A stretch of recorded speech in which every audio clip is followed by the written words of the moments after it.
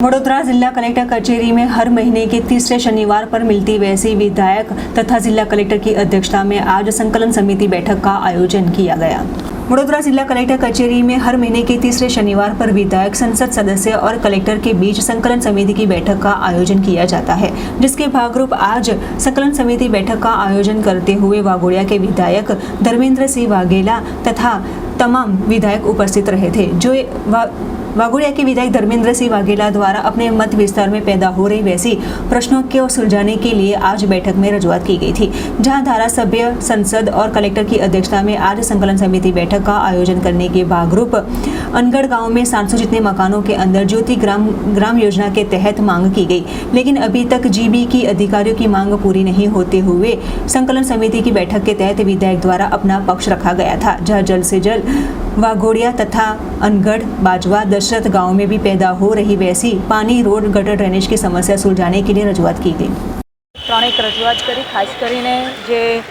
નર્મદા કેનાલનું ડેવલપમેન્ટની વાત કરી હતી, એટલે કોર્પોરેશનને કલેક્ટર હસ્તગત બંને MOU કરીને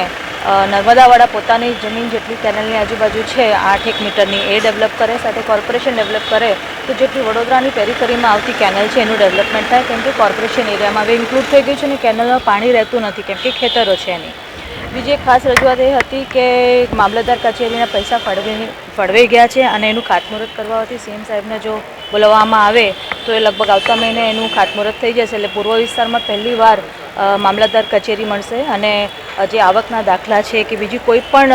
કાર્ડ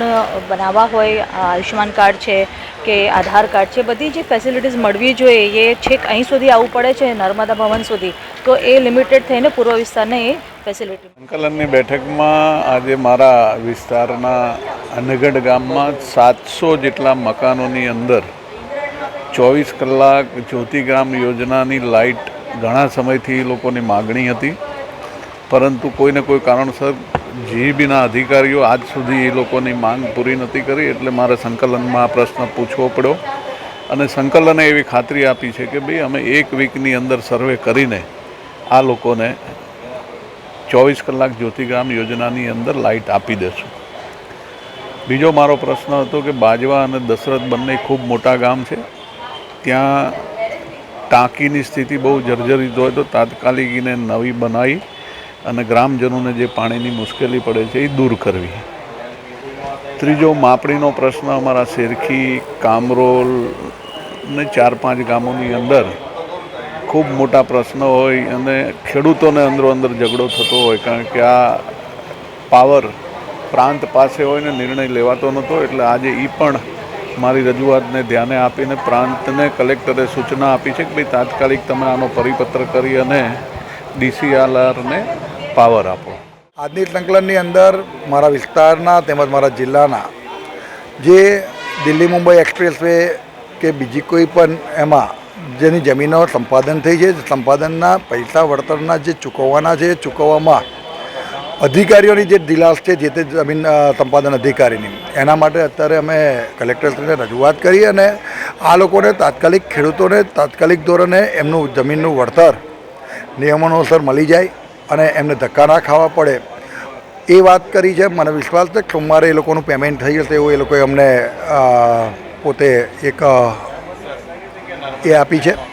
પણ સાથે સાથે નર્મદાના પાણીની પણ વાત કરીએ તો નર્મદાના પાણીનો વિષય બહુ ગંભીર છે। નર્મદા કેનાલના પાણી અત્યારે ઘણી કેનાલો રિપેરિંગમાં છે એવો જવાબ મળતા ખેડૂતો પાણી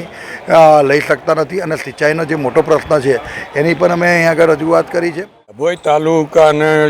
ગામોને માઇનોર કેનાલોમાં અત્યારે પાણી નથી આવતું અને પાણીને હિસાબે જે અત્યારના જે પાકો છે એને નુકસાન થઈ રહ્યું છે,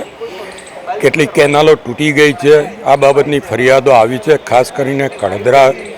ગામ છે, કડદરાપુરા છે, કરાલીપુરા છે એ વિસ્તારને અને આ બાજુ માવલીને એ બાજુને કેનાલોમાં પાણી આપવાનું અને જે કેનાલો તૂટી ગઈ છે માઇનોર કેનાલોને તાત્કાલિક રિપેર કરવાનું આજે અહીંયા આગળ સંકલનની મિટિંગમાં સૂચનાઓ આપવામાં આવી।